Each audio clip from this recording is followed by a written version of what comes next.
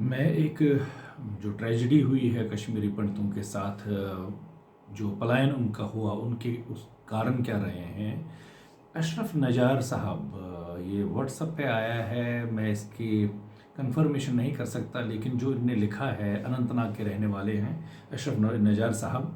इन्होंने लिखा है, एक मैसेज लिखी है उनने कि क्या उस टाइम क्या घटनाएं हुई जब कश्मीरी पंडितों को कश्मीर को छोड़ना पड़ा, तो जो मुस्लिम समाज है वहाँ उन्होंने क्या किया।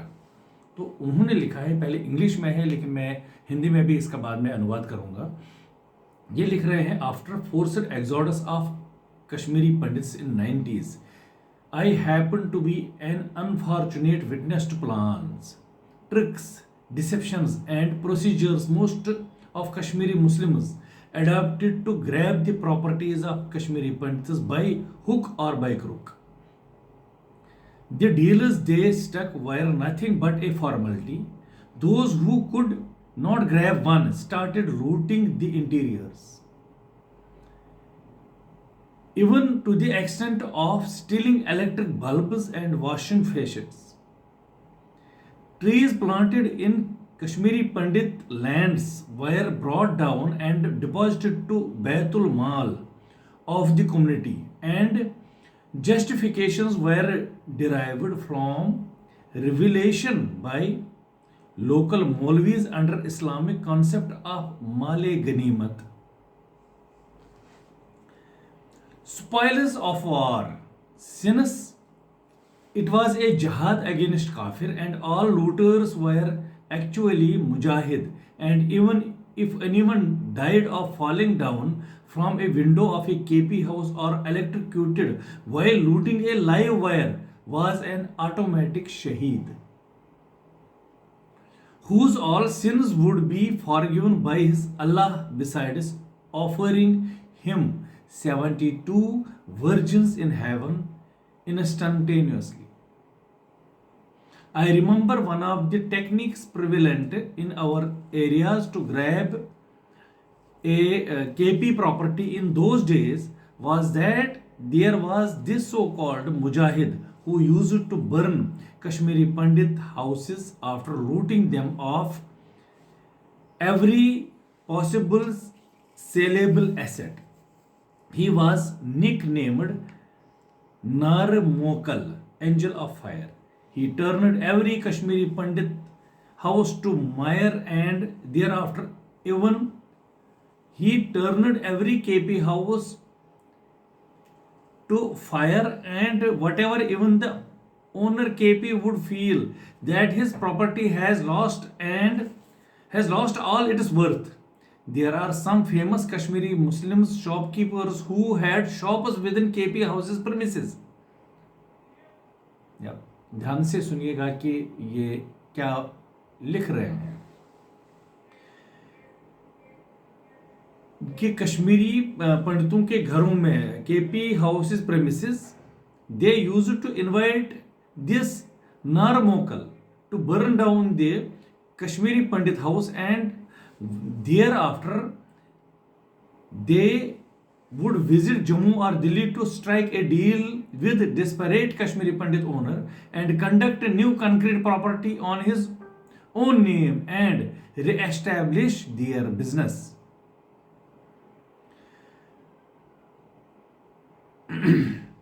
After grabbing the properties, same guys were seen running 5 times a day towards the mosque with every call of azan, with their shalwar hanging above their ankles to look as a Moses Shahri. And irony is that we are such a shameless lot. We even do not bother to acknowledge the atrocities and deception we have committed with our own hands. How can we ever succeed in what we aspire in our lives? We can never. We are hypocrites, and as I feel, the problem is that not only have we all witnessed this, but most of us have been benefited from Kashmiri Pandit's exodus. directly or indirectly, be it by grabbing their properties directly or purchasing it from a grabber for peanuts. So, how can one expect us to utter or accept the truth? We certainly are shameless, but how much? Question mark. I may not be knowing the concept of Ghar Devta in its broader terms, but to me I may relate to effect of suppressed guilt venting through the dead conscience of these dacoits. Ashraf Nazar Anantnag Kashmir से ये लिख रहे हैं। इनने एक हकीकत बयान करने की कोशिश की है जब कश्मीरी पंडित अपनी जान बचा कर अपनी इज्जत, अपनी माँ बहनों की इज्जत बचाते हुए सब कुछ वहाँ छोड़ के कश्मीर से निकाले गए थे। ये कश्मीर से अशरफ नजार साहब लिख रहे हैं। मैं इनको जानता नहीं हूँ। जो इनने ये लिखा है क्या ये हकीकत है ये भी मैं कंफर्म नहीं कर सकता, क्योंकि ये व्हाट्सएप पे एक मैसेज मैंने पढ़ी थी, तो मैंने सोचा कि इस चीज़ को लोगों के सामने लाने की बहुत ज़रूरत है। तो मैं कोशिश करूँगा कि इसका जो हिंदी अनुवाद मैंने किया है वो मैं पढ़ना चाहूँगा इसके आगे। तो ये कश्मीरी पंडितों का जबरन पलायन, इसका जो शीर्षक है जो फोर्स्ड एक्सोडस ऑफ कश्मीरी पंडित, जो अशरफ नजार साहब ने लिखा है। तो इनने क्या लिखा है, 90 के दशक में कश्मीरी पंडितों के जबरन पलायन के बाद मैं उन योजनाओं, छल कपट और प्रतिक्रियाओं का दुर्भाग्यपूर्ण गवाह हूं जिन्हें कश्मीरी पंडितों ने किसी भी तरह से कश्मीरी पंडितों की संपत्ति हड़पने के लिए अपनाया था। उनके द्वारा किए गए सौदे औपचारिकता के अलावा कुछ नहीं थे। जो लोग एक भी नहीं हड़प पाए उन्होंने अंदरूनी इलाकों को लूटना शुरू कर दिया, यहां तक कि बिजली के बल्ब और शौचालय के नल भी चुराए गए। कश्मीरी पंडितों की जमीन पर लगाए गए पेड़ों को काटकर समुदाय ने के बैतुल माल में जमा कर दिया गया और स्थानीय मौलवियों द्वारा माले गनीमत की इस्लामी अवधारणा के तहत रहस्योद्घाटन से औचित्य प्राप्त किया गया, क्योंकि यह काफिरों के खिलाफ जिहाद था और सभी लुटेरे वास्तव में मुजाहिद थे। और अगर कोई कश्मीरी पंडितों के घर की खिड़की से गिरकर मर जाता या बिजली के तार को लूटते समय बिजली का झटका लग जाता तो वो एक स्वचालित शहीद होता, जिसके लिए सभी पाप उसके अल्लाह द्वारा क्षमा कर दिए जाते। इसके अलावा उससे कुर्बान भी किया जाता। मुझे याद है कि उन दिनों कश्मीरी पंडित संपत्ति को हथियाने के लिए हमारे क्षेत्र में प्रचलित तकनीकों में से एक ये भी कि एक तथाकथित मुजाहिद था जो कश्मीरी पंडित घरों को हर संभव बिक्री योग्य संपत्ति लूटने के बाद जला देता था। उसका उपनाम नारमोकल था। उसने कश्मीरी पंडितों के हर घर को कीचड़ में बदल दिया और उसके बाद मालिक कश्मीरी पंडित को भी लगता था कि उसकी संपत्ति का सारा मूल्य खत्म हो गया है। कश्मीरी मुसलमान के कुछ प्रसिद्ध दुकानदार हैं जिनकी कश्मीरी पंडितों के घरों के परिसर में दुकानें थी। वे इस नारमोकल को कश्मीरी पंडित के घर को जलाने के लिए आमंत्रित करते थे और उसके बाद वे हताश कश्मीरी पंडित मालिक के साथ सौदा करने और उसके नाम पर नई कंक्रीट की संपत्ति का निर्माण करने और अपना व्यवसाय फिर से स्थापित करने के लिए जम्मू या दिल्ली आते थे।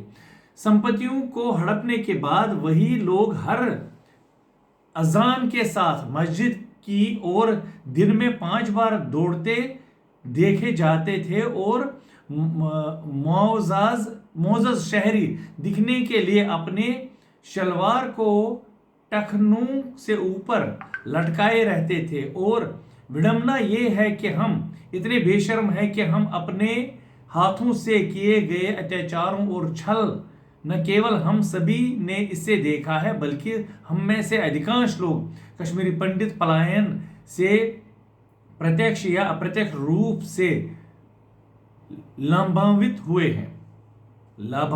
हैं। चाहे वह उनकी संपत्तियों को सीधे हड़पना हो या मूंगफली के लिए किसी हड़पने वाले से खरीदना हो, तो कोई हमसे सच बोले या स्वीकार करने की उम्मीद कैसे कर सकते हैं। हम निश्चित रूप से बेशर्म हैं, लेकिन कितने। मैं घर देवता की अवधारणा को इसके व्यापक अर्थों में नहीं जानता, लेकिन मेरे लिए मैं इन डकैतों की मृत अंतरात्मा के माध्यम से दबे हुए अपराध बोध के प्रभाव से संबंधित हो सकता हूं। अशरफ नजार, अनंतनाग, कश्मीर।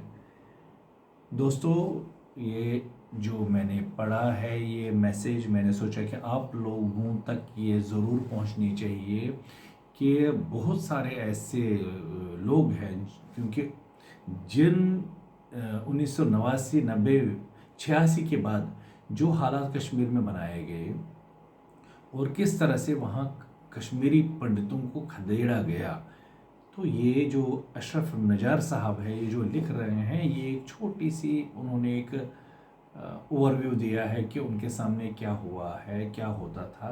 तो मुझे लगा कि एक तथ्य है, एक सच्चाई है जो दुनिया के सामने आनी चाहिए। तो बाकी मैं ये जो अशरफ नजार साहब है, मैं नहीं जानता हूँ इनको, ये कौन है, लेकिन व्हाट्सएप के थ्रू ये मैसेज आई थी, तो इसकी मैं पूरी तरह से कंफर्मेशन नहीं करता हूँ, लेकिन मैंने सोचा कि मैं ये आगे लोगों तक पहुँचाऊँ। अगर आपको इस जो अशरफ नजार साहब ने जो लिखा है, इसमें कुछ भी तथ्य आपको लगता है ये सच्चाई है, तो अपनी अपनी स्टोरी मैं चाहूँगा कि जिन लोगों के साथ भी ऐसा हुआ है, जिनने ये भुगता है ये चीज़ें प्रैक्टिकली, या जो कश्मीर के हमारे जो मुस्लिम भाई हैं वो ये समझते हैं कि कहीं ना कहीं कुछ ऐसा, ये जो सच्चा, ये जो अशरफ नजार साहब ने लिखा है, इसमें सच्चाइयाँ हैं या ऐसी कुछ और स्टोरियाँ हैं, तो ज़रूर कमेंट सेक्शन में आप लिखें। आपका बहुत बहुत धन्यवाद। नमस्कार।